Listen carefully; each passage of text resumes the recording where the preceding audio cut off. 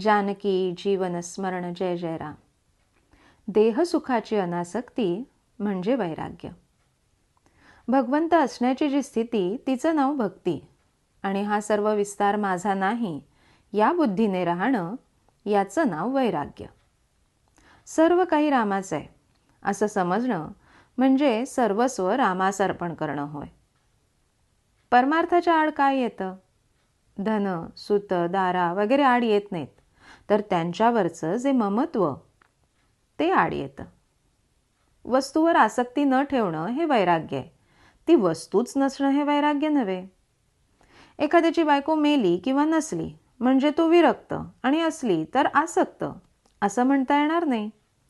बायको असून लंपट नसेल तर तो विरक्तच आहे. आहे ते परमात्म्याने दिलंय आणि ते त्याचं आहे असं मानून आनंदाने राहणं हे वैराग्य आहे. या भावनेत राहून जो इंद्रियांच्या नादी लागत नाही तो वैरागी. संसार हा नश्वर आहे हे ओळखून वागायचंय. तो टाकता येत नाही. त्यात राहून आसक्ती न ठेवली की तो टाकल्यासारखाच नाही का? फळाची आशा न करता सत्कार्य करणं हे भक्तीचं लक्षण आहे, आणि कर्तव्याच्या आड येणारी प्रत्येक गोष्ट बाजूला सारणं हे वैराग्याचं लक्षण आहे. आसक्ती न ठेवता कर्तव्याच्या गोष्टी करणं ही तपश्चर्या होय. देहसुखाची अनासक्ती किंवा हवं नको पण टाकणं म्हणजेच वैराग्य. खरोखर विचार करा, प्रपंचात मनासारख्या गोष्टी कुठे मिळतात? त्या मिळणं न मिळणं आपल्या हातातच नसतं.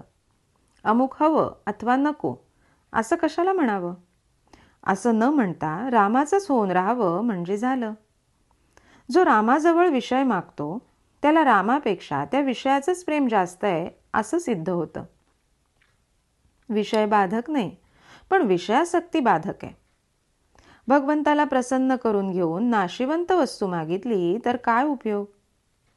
नामावर प्रल्हादाने जशी निष्ठा ठेवली तशी आपण ठेवावी.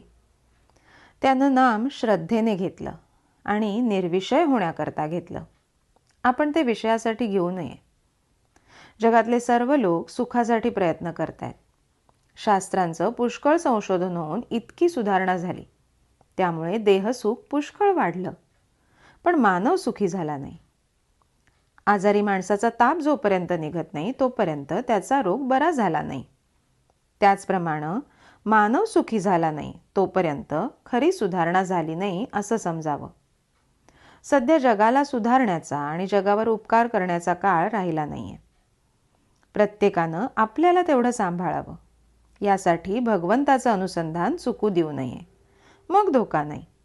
सगळ्यांनी असा निश्चय करा की भगवंताच्या नामापरत्या गोष्टी ऐकायच्या नाहीत. जे मिळेल त्यात समाधान मानायला शिका. मी भगवंताचा आहे असं म्हटल्यावर सर्व जगत आपल्याला भगवत स्वरूप दिसू लागेल यात शंका नाही.